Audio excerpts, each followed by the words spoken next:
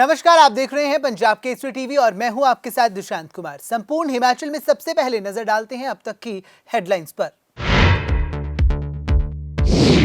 मुख्यमंत्री जयराम ठाकुर ने कांग्रेस पर साधा निशाना, बोले भारत जोड़ो यात्रा के बीच कांग्रेस छोड़ो यात्रा पर कांग्रेस नेता, देश को डुबोने वाली कांग्रेस आज खुद डूब रही। आश्रय शर्मा ने कांग्रेस पार्टी से दिया इस्तीफा, कांग्रेस को बताया प्राइवेट लिमिटेड कंपनी। ओपीएस बहाली समेत सभी गारंटियों को कहा छलावा।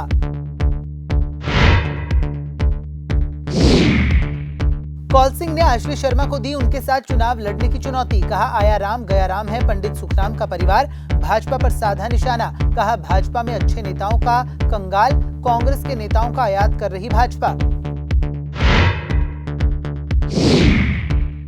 अंतर्राष्ट्रीय दशहरा उत्सव में हुआ महानाटी का आयोजन, ढालपुर के रथ मैदान में 8000 महिलाओं ने डाली नाटी।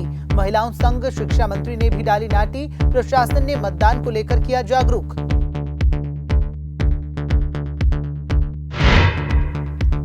अब खबरें विस्तार से। हिमाचल में जल्द ही चुनावों का उदय घोष हो जाएगा और इसके साथ ही सभी पार्टियां अपनी अपनी तैयारियों में जुट जाएंगी, जिसके चलते अब मुख्यमंत्री जयराम ठाकुर भी अपनी सरकार के कार्यकाल के अंतिम पड़ाव में प्रदेश भर में तूफानी दौरे कर रही हैं। वहीं ऊना पहुंचे प्रदेश के सीएम जयराम ठाकुर ने कांग्रेस की भारत जोड़ो यात्रा पर तंज कसा। सीएम ने कहा कि कांग्रेस की भारत जोड़ो यात्रा के बीच कांग्रेस नेता कांग्रेस छोड़ो यात्रा पर हैं। सीएम ने कहा कि देश को डुबोने वाली कांग्रेस अब खुद डूब रही है। देखिए, कांग्रेस ने जो कहना है वो कहते रहे, कोई परवाह नहीं है। लेकिन इतना मैं कह रहा हूँ, अगर 200 करोड़ रुपए की योजनाएं हमने तैयार की है, उसका उद्घाटन और शिलान्यास अभी करेंगे, क्योंकि हम सरकार में। उसके लिए मैं कांग्रेस को निमंत्रण देने के लिए नहीं जाऊंगा।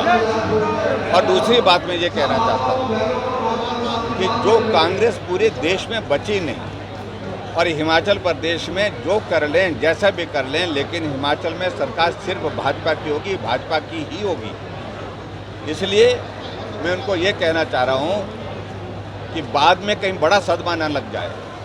उससे बेहतर है अभी से मनस्थिति को बना करके रखें और हिमाचल प्रदेश में भारतीय जनता पार्टी की जो सरकार बनने जा रही है, बहुत बड़े बहुमत के साथ बनने जा रही है, उसका अभिनंदन करने के लिए।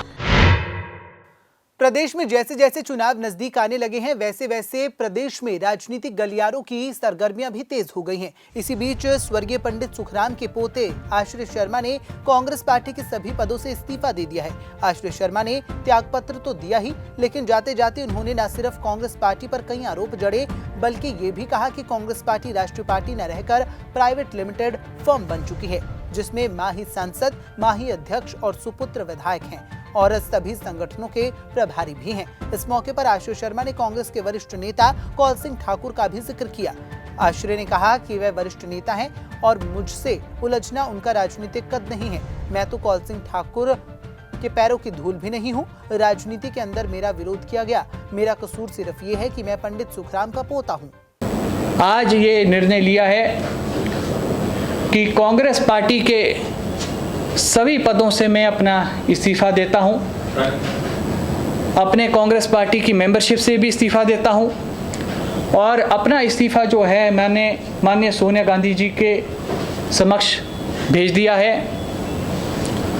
और क्योंकि नैतिकता के आधार पर जब मैंने चुनाव लड़ा था तो अनिल शर्मा जी से किसी ने उनका इस्तीफा नहीं मांगा था, मगर नैतिकता के आधार पर उन्होंने जब अपना मंत्री पद त्याग दिया, मुझको लगता है नैतिकता के आधार पर अब मेरा भी दायित्व बनता है कि मैं अपने पदों से इस्तीफा कर दूं।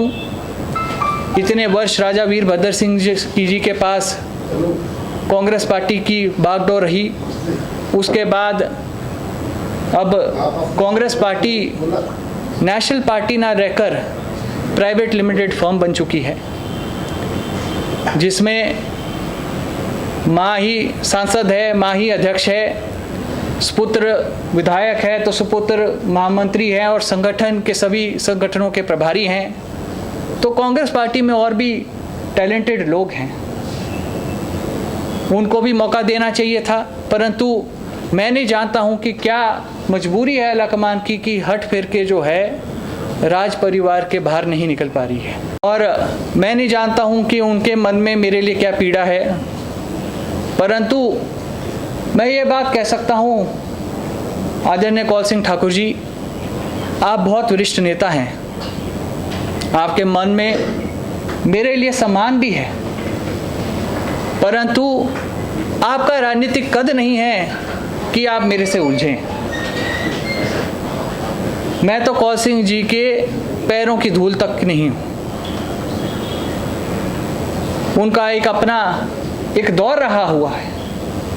उनके मतभेद अगर पंडित सुखराम जी से रहे, वो किन कारणों से रहे वो तो वो बेहतर जाने, परंतु राजनीति के अंदर मेरा अगर विरोध अगर किसी बात के लिए किया गया तो सिर्फ मेरा एक ही कसूर रहा कि मैं पंडित सुखराम जी का पोता हूँ। आजकल विक्रमादित्य जी बहुत मधुर गीत गा रहे हैं, शिमले नहीं रहना, कसौली नहीं रहना, चंबा जाना जरूर। अब चंबा जाके तो कुछ प्राप्त होने वाला नहीं है, क्योंकि जो उनके किचन कैबिनेट के चंबा के वरिष्ठ नेता रहे, आज वो बड़े गंभीर आरोप पार्टी के ऊपर लगा के गए हैं।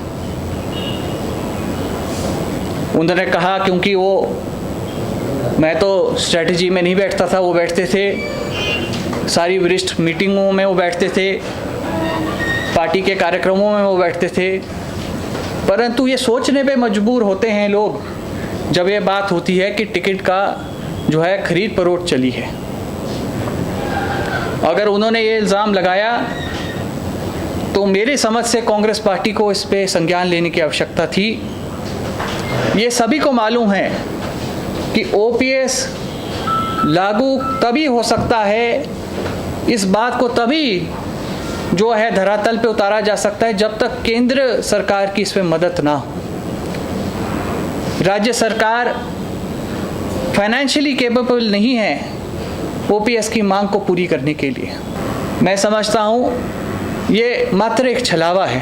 अब मैं ये पूछना चाहता हूँ, क्योंकि विक्रमादित्य जी पिछली बार कहीं बोल रहे थे कि हमने किसी इकोनॉमिस्ट को रेफ़र किया है, तो मैं उनसे नाम भी जानना चाहूँगा कौन इकोनॉमिस्ट है जिन्होंने ऐसी ज्ञान दी है। जो राज्य पहले ही से ही कर्जे में डूबा हो, बिना रेवेन्यू जनरेशन के आप कैसे महिलाओं को भत्ता दे पाएंगे?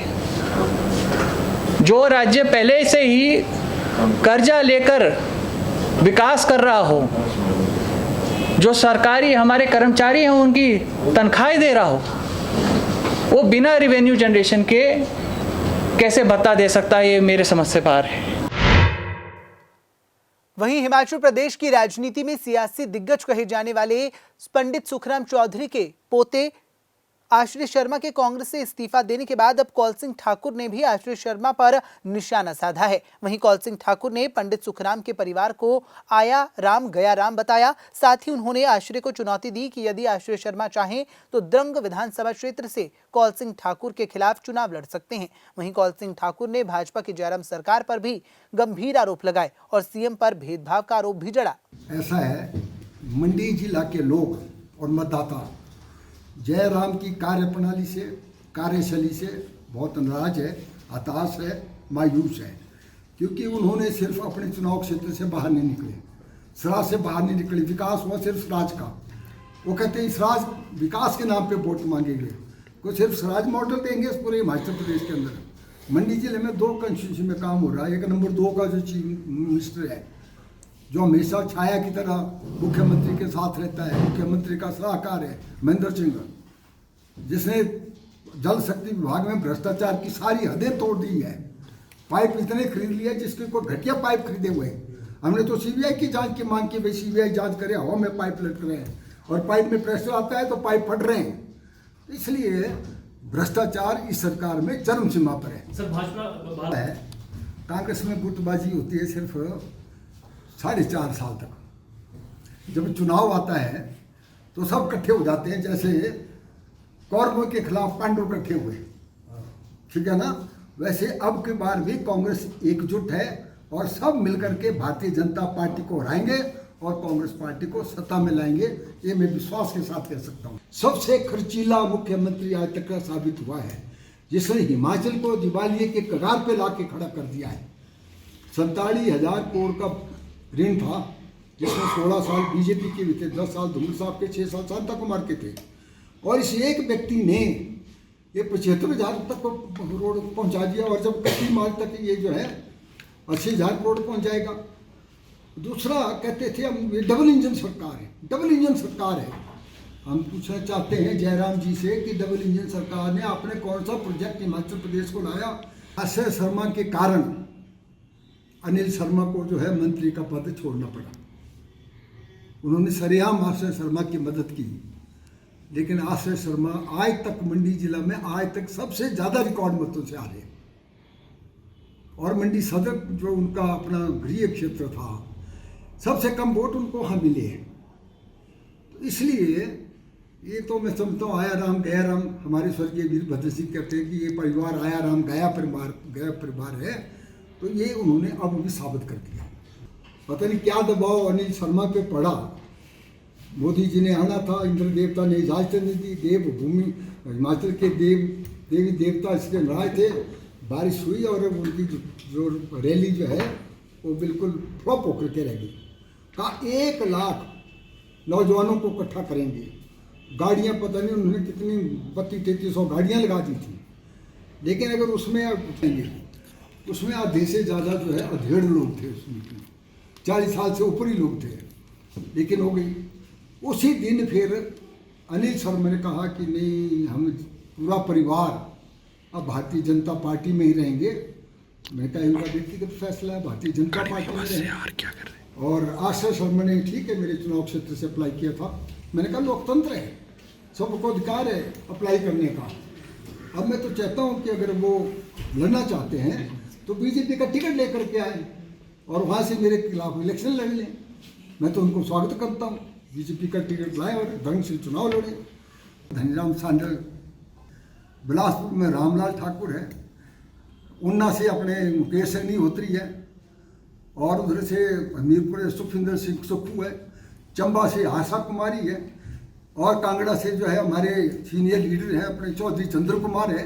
तो कांग्रेस के पास नेताओं की कमी नहीं है, एक्सपीरियंस्ड, कॉम्पिटेंट और मोस्ट एफिशिएंट लीडर कांग्रेस के पास है, भारतीय के पास जानती है। एक बात मैं और कहना चाहता हूँ। देखो आप उत्तराखंड में देखिए, इनका कोई लोकतंत्र है बीजेपी में? मुख्यमंत्री हार गए और मोदी का आदेश आया कि इसी को दोबारा चीफ मिनिस्टर बनाओ, हारा हुआ चीफ मिनिस्टर बना दिया। वहाँ क्या हुआ? अपने गुजरात में क्या हुआ? मुख्यमंत्री के खिलाफ कोई बगावत नहीं थी, मोदी ने कहा मुख्यमंत्री और सब मंत्री हटा दिए और नई कैबिनेट बना दी, किसी को दोबारा नहीं बनाया। ये लोकतंत्र क्या? हम तो कहते हैं बीजेपी में तानाशाही है, डिक्टेटरशिप है, सिर्फ एक आदमी की हुकूमत है, वो है सिर्फ नरेंद्र मोदी जी। उसके पास अच्छे नेता है, कोई भी चीफ मिनिस्टर बन सकता है। हर्ष महाजन कांग्रेस पार्टी के थे और राजा साहब ने उनको चेयरमैन कोऑपरेटिव बैंक का, सबसे बड़ा बैंक का चेयरमैन बना के रखा। अब मुझे ये नहीं पता, मेरी बात नहीं हुई कि किन कारणों से वो कांग्रेस पार्टी से, लगता है कोई दबाव उन पर डाला या कोई लालच उनको दिया गया, क्या दिया ये नहीं पता। भाजपा पे पैसों की कमी नहीं है, खरीदो फरोख्त में भाजपा के मुकाबले कोई पार्टी नहीं है। कांग्रेस के पास अच्छे नेता हैं, इनके पास तो नेताओं का कंगाल पड़ा हुआ है। भारतीय जनता पार्टी के तभी तो हमारे ये आयात कर रहे हैं कांग्रेस के अच्छे लोगों को। तो इसलिए हमारे ठीक है, ये ठीक है कि मैं राजा साहब के बाद पुष्ट हूँ। 8 बार MLA रहा हूँ, 4 बार मंत्री की ओथ ली, फिर मैंने 1 बार मंत्री पद छोड़ा, स्पीकर भी बन गया। श्रीमती सोनिया गांधी की कृपा से 2 बार कांग्रेस का अध्यक्ष रहा। प्रदेश में विधानसभा चुनाव आने वाले हैं और राजनीतिक गलियारों में भी सरगर्मियां तेज होने लगी हैं, जिसके चलते एक बार फिर पीएम की रैली को लेकर कांग्रेस विधायक रामलाल ठाकुर ने प्रदेश की जयराम सरकार पर गंभीर आरोप लगाए हैं। रामलाल ठाकुर ने पीएम की रैली को लेकर सीएम जयराम ठाकुर से रैली के खर्चे का हिसाब किताब देने की मांग की है। उन्होंने भाजपा पर आरोप लगाते हुए कहा कि पीएम के दौरे से हिमाचल पर और बोझ बढ़ गया है, इसीलिए वे चुनाव आयोग से मांग करते हैं कि जल्द से जल्द आचार संहिता लागू की जाए ताकि सरकारी खर्च पर बोझ कम हो सके। ये कहना चाहता हूं कि जो रैली यहाँ पे हुई, प्रधानमंत्री जी दूसरी बार एम्स के बहाने यहाँ पे आए थे। पिछले चुनाव से पहले भी 1-1.5 महीना पहले आए थे और कहा था कि मैंने ये फाउंडेशन स्टोन रख दिया, वहीं पे रखा था जहाँ पे ये रैली हुई। इनको आदत है उसी जगह पे जो है ना दूसरी बार रैली कर रहे हैं। कहीं पे आपने नेशनल फ्लैग देखा? आपने प्रधानमंत्री जी आए थे, कोई नेशनल फ्लैग था कहीं पे? सारे के सारे जो है भारतीय जनता पार्टी की रैली थी। चुनाव के लिए सरकारी तंत्र का दुरुपयोग हुआ है। 2,500 गाड़ियाँ जो है वो हिमाचल प्रदेश के बाकी जिलों से बुलाई गई, लेकिन वहाँ पे मैं कहना चाहूँगा, एक तो रेगुलर सर्विसें बंद हुई, दूसरी यहाँ पे इस रैली के लिए जो है वो कोशिश तो की गई, लेकिन यहाँ पे अगर आगे मान लो प्रधानमंत्री ने ये बोलना है कि भैया महाराज की भी जय, नैना देवी माता की भी जय, तो वो दिल्ली से भी हो सकता था। तो ये करोड़ों रुपए खर्च करने के पब्लिसिटी के माध्यम से मैं कहूँगा ये जो पब्लिसिटी हुई है पब्लिक रिलेशन डिपार्टमेंट के थ्रू, कुछ नहीं तो 2-2.5 करोड़ रुपए जो है वो पूरे हिमाचल प्रदेश में इसी के ऊपर लगाया गया। ये मैं कहूँगा चूना नहीं तो और क्या है। सरकार कर्जा ले रही है, सरकार खर्चा चलाने के लिए, डबल इंजन की सरकार फेल हुई है, और उसका उदाहरण है प्रधानमंत्री यहाँ पे आए तो और बोझ हिमाचल प्रदेश को पड़ा। और मुख्यमंत्री को बताना चाहिए, व्हाइट पेपर देना चाहिए कि ये जो रैली करी है उसके ऊपर कितना खर्चा हुआ, HRTC की बसों का कितना नुकसान हिमाचल प्रदेश को हुआ, और ये सारी चीज़ें जो है वो करनी चाहिए। साथ में मैं कहना चाहूँगा लोकल लोगों को कोई रोज़गार नहीं मिला है। लोकल लोग जो है वो यहाँ पे सड़कों पे घूम रहे हैं। इंटरव्यू जो है 2 कंपनियां हैं जिनको काम दे रखा है, वो भी मैं कहूँगा स्टाफ नर्स से लेके पैरामिलिट्री पैरा जो हमारे जो स्टाफ के जो लोग हैं मेडिकल स्टाफ के, उनके जितने भी हैं मैं कहूँगा कि चौकीदार से लेके यहाँ पे जो जितने भी हमने जो कर्मचारी रखने हैं या रख लिए गए हैं, सीटों पे भर्ती हुए हैं। इंटरव्यू चंडीगढ़ में हो रही है, इंटरव्यू दिल्ली में हो रही है हिमाचल प्रदेश के, और लोकल लोगों को जो हमारी यहाँ की पंचायतें हैं इनको इसका कोई फ़ायदा नहीं हुआ है।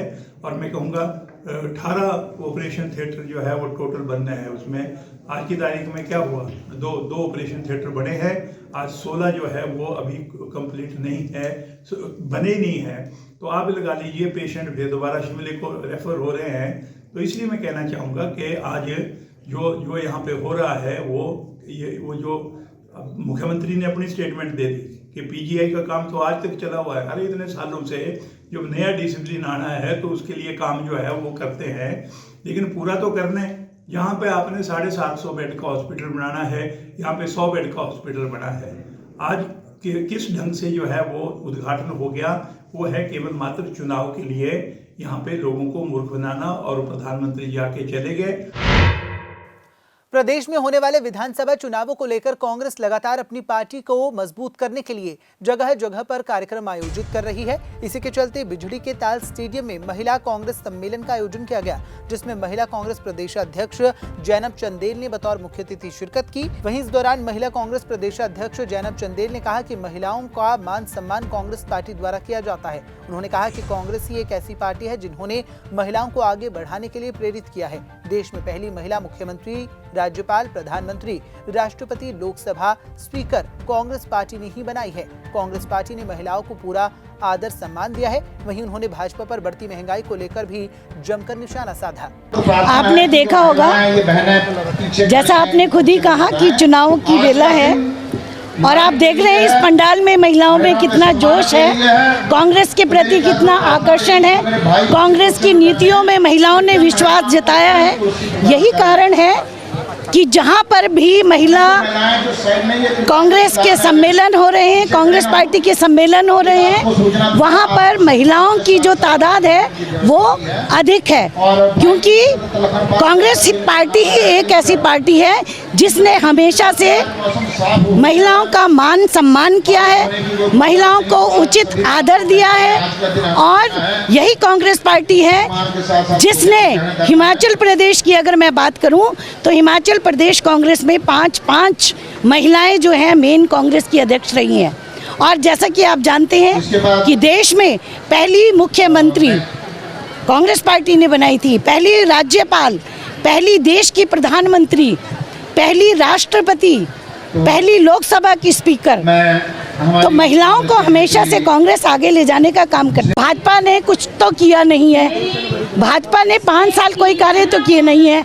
आज अगर इन्होंने कार्य किए होते तो ये आज हमारे ऊपर उंगलियां नहीं उठाते और आपने देखा होगा पूरे हिमाचल प्रदेश में जितने भी विकास के कार्य हुए हैं वो स्वर्गीय श्री वीरभद्र सिंह जी ने किए हैं। कांग्रेस के हर काम पे ये उंगली उठा रहे। सत्ता में आप हो, जवाबदेही आपकी बनती है, आपसे पूछा जाएगा। केंद्र में आपकी सरकार है, राज्य में आपकी सरकार है, आपसे पूछा जाएगा आपने क्या किया। जो आपने वादे किए, बेरोजगारी कम की, 2 करोड़ लोगों को आपने नौकरी देने का वादा किया, बहुत हुई महंगाई की बार। अब की बार भाजपा सरकार, आप देख रहे हैं आज जो खाद्यान्न पदार्थ है उनके दाम आसमान को छू रहे हैं। 55 रुपए की दाल थी, आज 150 रुपए की दाल है। मैं पूछना चाहती हूँ कब कम होंगे? तो जवाब तो आपको देना पड़ेगा। सिलेंडर के दाम देख लीजिए आप, है इनकी बड़ी बड़ी नेत्रियाँ 450 रुपए का जब सिलेंडर था, सिर पे सिलेंडर रख के गले में आलू प्याज की माला डाल के सड़कों पर आती थी। आज जब 1155 रुपए का सिलेंडर है तो आज उनकी आवाज बंद हो गई है।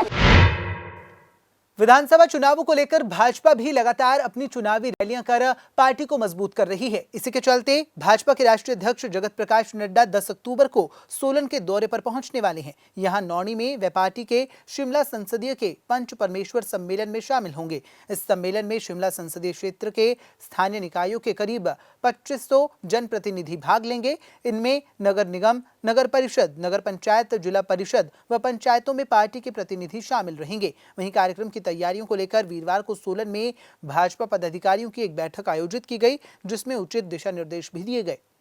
10 तारीख को आदरणीय जगत प्रकाश नड्डा जी की माननीय राज्यसभा सांसद हैं तथा माननीय राष्ट्रीय अध्यक्ष हैं भारतीय जनता पार्टी के, उनका प्रवास सोलन पार्लियामेंट कंस्टिट्यूंसी में मिला है।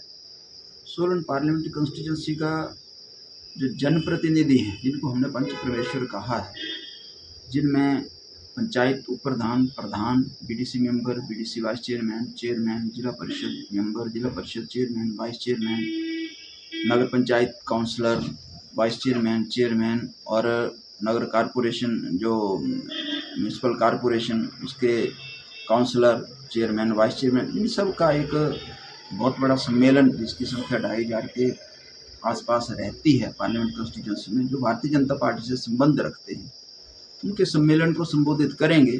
और उनका कार्यक्रम यहाँ पे मिला है, उसकी तैयारी में भारतीय जनता पार्टी के कार्यकर्ता लगे हैं। इस कार्यक्रम में हमें राष्ट्रीय नेतृत्व से भी राष्ट्रीय उपाध्यक्ष माननीय सुदाम सिंह जी, जो कि हिमाचल प्रदेश चुनाव की दृष्टि से प्रदेश के प्रभारी हैं, उनका भी प्रवास उसमें रहेगा।